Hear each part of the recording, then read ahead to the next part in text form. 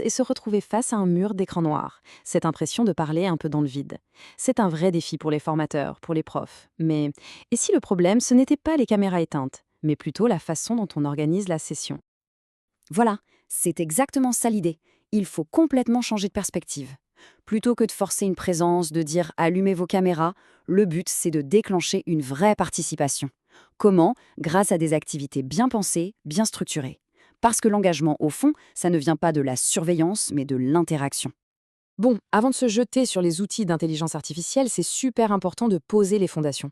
Il faut une structure, une recette qui va rendre ces outils vraiment efficaces. On oublie le modèle classique du cours magistral où une personne parle et les autres écoutent. Là, on passe à quelque chose de beaucoup, beaucoup plus dynamique. Une bonne session, ça suit un rythme bien précis, en 4 temps. D'abord, l'accueil. On commence en douceur, on s'assure que tout le monde est bien là, que la technique fonctionne. Ensuite, le cœur du réacteur. Des micro-activités pour garder l'attention en éveil.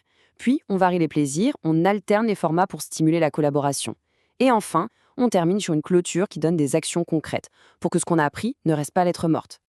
Et ça, c'est vraiment la clé, le chiffre magique. 5 à 7 minutes. Pour maintenir l'attention au top, il faut rythmer la session avec des petites activités ciblées toutes les 5 à 7 minutes. C'est le secret pour combattre la passivité et garder tout le monde vraiment à bord. Allez, maintenant qu'on a la structure, on peut ouvrir la fameuse boîte à outils. On va voir comment l'intelligence artificielle peut devenir un véritable copilote, un assistant pour l'animation. Une excellente façon de voir les choses, c'est de ne pas penser à ces outils comme à de simples logiciels, mais plutôt comme à des assistants, chacun avec un rôle bien défini. Ça permet de déléguer des tâches et pour le formateur de se concentrer sur ce qui compte le plus, l'humain. Deux rôles principaux sortent vraiment du lot. D'un côté, le scribaya, qui s'occupe de toute la documentation, ça libère une charge mentale énorme, et de l'autre, le gardien du temps IA, qui gère les chronos, les rappels, ce qui permet à l'animateur de se consacrer à 100% aux échanges et à la pédagogie. La première superpuissance de l'IA, c'est de rendre la prise de notes quasi industrielle. Des outils comme Auteur.ia ou l'assistant IA de Zoom peuvent générer un compte-rendu en temps réel, capturant chaque décision, chaque point clé. Et en parallèle, le sous-titrage et la traduction en direct, ça change la donne en matière d'accessibilité. La session devient beaucoup plus inclusive. Pour nourrir nos micro-activités, il y a tout un arsenal d'outils. On peut pimenter les choses avec des quiz ludiques, comme Kahoot, pour une petite touche de compétition amicale. On peut prendre le pouls du groupe en un instant avec des sondages en direct. Et puis, bien sûr, les salles de discussion. Mais attention, bien scénarisées, avec des consignes claires et un minuteur pour que le travail en groupe soit vraiment efficace. Et là, on entre dans une nouvelle dimension avec les tableaux blancs collaboratifs. Imaginez en brainstorming un peu fou avec des post-it virtuels partout. Et bien maintenant, l'IA intégrée à des outils comme Miro ou Mural peut analyser tout ce joyeux désordre, regrouper les idées par thème et même générer une synthèse. Le gain de temps et de clarté est juste phénoménal. Bon, maintenant qu'on a vu les outils, parlons des principes, des règles du jeu. Parce qu'avoir les meilleurs outils du monde ne sert à rien si on ne les utilise pas de manière réfléchie et inclusive pour que ça marche pour tout le monde. Pour que tout fonctionne, il faut établir une sorte de contrat de confiance. On respecte la concentration de chacun avec des pauses régulières. La caméra, c'est optionnel, mais la participation aux activités, elle, devient la norme.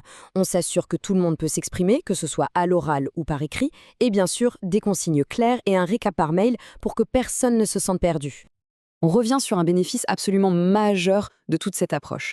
L'idée, c'est de transformer des discussions qui sont par nature éphémères en quelque chose de solide, de concret, de vraiment utile. L'apprentissage ne s'arrête plus à la fin de la visioconférence. Et le processus, il est d'une simplicité redoutable. Étape 1, l'IA capture tout ce qui se dit en direct. Étape 2, elle synthétise automatiquement les points clés, les décisions, les actions à mener.